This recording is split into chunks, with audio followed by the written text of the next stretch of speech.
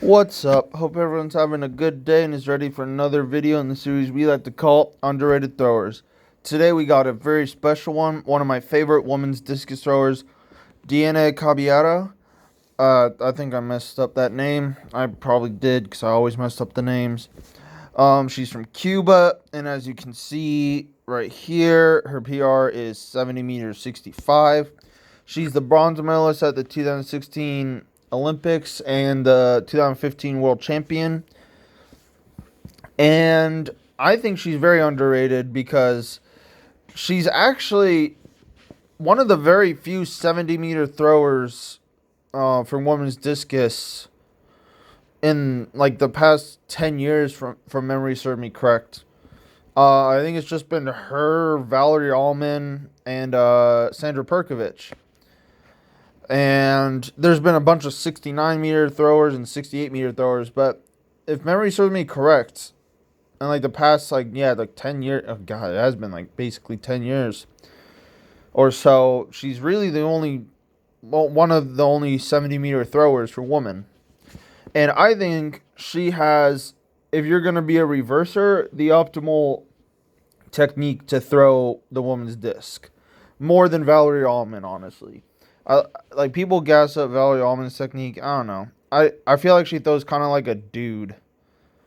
And I don't know. I feel like if she took advantage of some of her athletic capabilities, like catching the discus further back and all that, I think she would throw way further. But this isn't about Valerie Allman. All right, this is about Denia Caballero. Oh god, I said her name. Okay, I can't say names. I'm just gonna refer to her as Deanna. Or, yeah, Deanna. Yeah. All right, so let's watch her throw. This is from the 2015 World Champs. Now, I know she falls, but that's just because she just wanted to stay in the ring. But I think her technique is so optimal for women's disc. Now, there's a few differences. Now, men should not throw like this at all. This is for all the women out there. All right? Men, no. You can't throw a 2K like this. And with like a 1K, you can get away with a lot of stuff. All right? So, which, and women are just, different than men. They have, in general, a lot more flexibility. They weigh a little less, for discus at least. And they're usually on the shorter side compared to men. So, let's get into her technique. Oh, wait a minute. I never actually finished why she was underrated. Oops, sorry about that. Oh, yeah, I think she's underrated because, this like the 70-meter thing, and because nobody really talks about her, honestly. They always bring up Perkovic and Valerie Allman. They never bring up her, and I don't know why, because, a 70-meter thrower got to do something right, at least. So, and also, this is really one of the only videos I could find on YouTube of her throwing. And that's actually really sad because she's been competing for a long time. She's retired now, but she's been competing for such a long time. So, I mean, I think that in alone shows how underrated she is.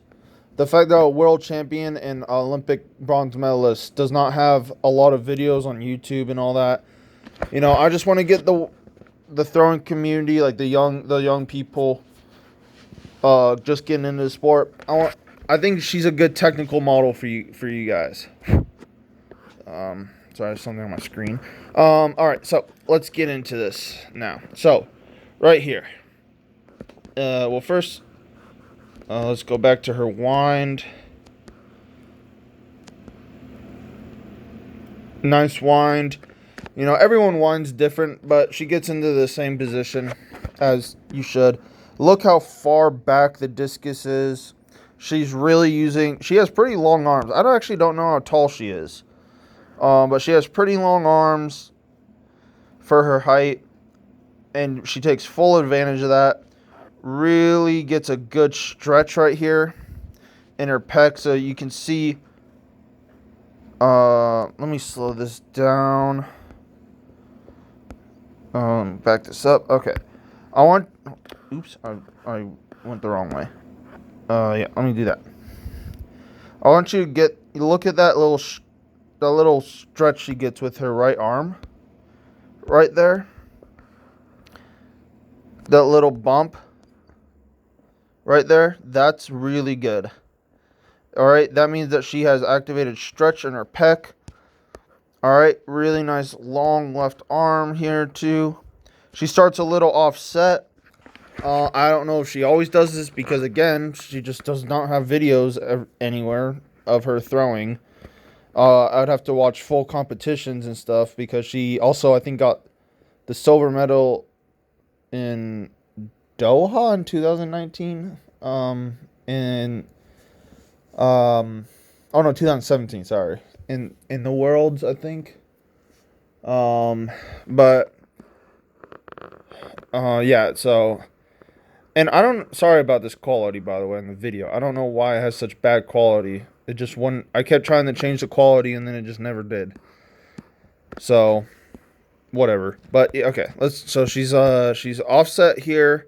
So I don't know if she always starts like this or because she's making an adjustment because maybe where she usually starts is a little slippery. But I tend to believe that she always starts like this because of the way she throws. There's not really that much. I shouldn't say it. There is a little bit of acceleration, but she's super. Her throw is so predicated on speed. I mean, if you just look at how fast she is. So, John Powell did this too, as well. Started this way offset because they don't really sprint that much. They just want to get to the front of the ring as quickly as possible and then hit the crap out of the disc. Alright, so I think she kind of adopts that kind of style as well. Now, she doesn't throw anything like John Powell, but I think that's why she's offsetting like this. So that's something to keep in mind as well.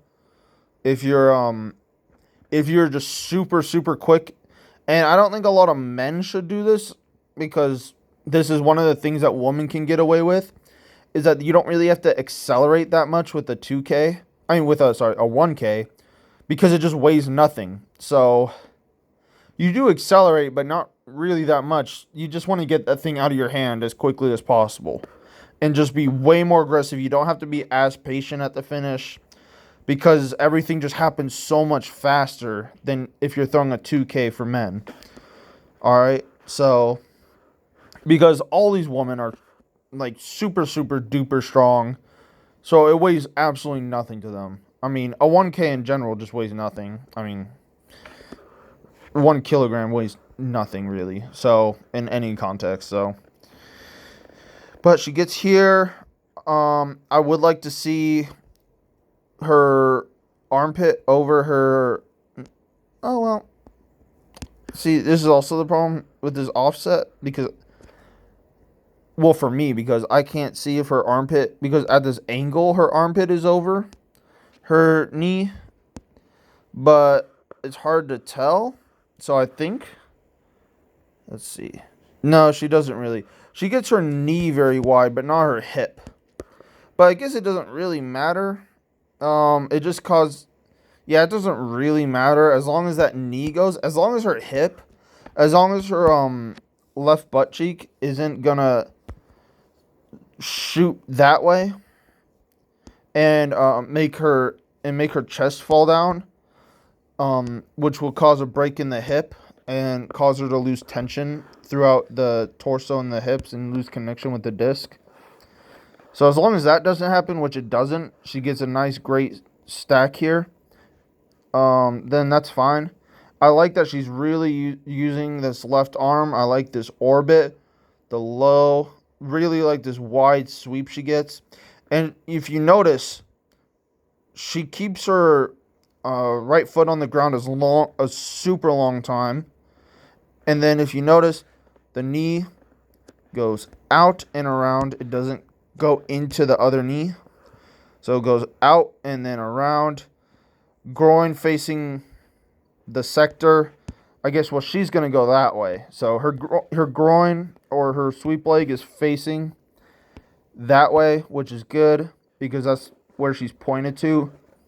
Really nice stiff ankle here, left ankle right here. Really like this shin angle right here, this 9 o'clock drop. Well, I guess it's not really 9 o'clock because she's offset. But this really nice drop right here.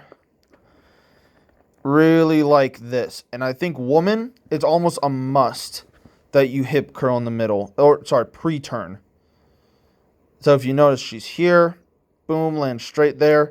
And she's facing the back of the ring. Very nice. Everything is stacked on her right side.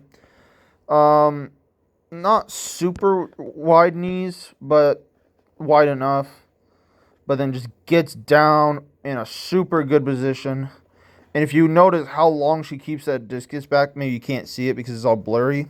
She keeps this discus down back a really long time. Catches in a great position. And then just turns and just smacks it.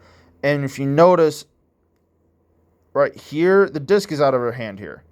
So she could have the block a little longer. All right, and she could keep this left arm a little longer at the block, but it doesn't really matter because she kind of bends it a little too early, so it causes her to kind of shift a little that way. So she doesn't hold her block that long, but because she's just moving so fast at the finish, it doesn't really matter. Like literally the next frame, it's out of her hand. So, and probably a little before that, because the frames can't keep up with her. But really nice. So let's see. So her left leg lands there. Boom, replaces it. Yeah, okay. Wait, hold on. Yeah, she replaces it. So she's actually lined up directly on this sector line. So her left foot lands directly in line with that sector line, actually. And then, boom, replaces it. And then fights to stay in. So her weight was really forward, so she just kind of falls down, which is a good tactic. Don't be embarrassed. You know, it's more embarrassing to foul a winning throw, you know. This throw, I think, was like 69-59 or something like that. So it was really far. It won her the world champ. She became the world champs. World champion. And oh yeah, also the other thing I wanted to mention, this non-reverse reverse. So you notice how she's not jumping. Her right leg keeps bent, and she just turns and just keeps turning, and then just replaces. She's not jumping. All right, and that's really good. All right, you want to stay this non-reverse reverse. So she's just non-reversing, and then when the discus is out of her hand, she just keeps turning the hip, and that's what makes her switch her feet or reverse.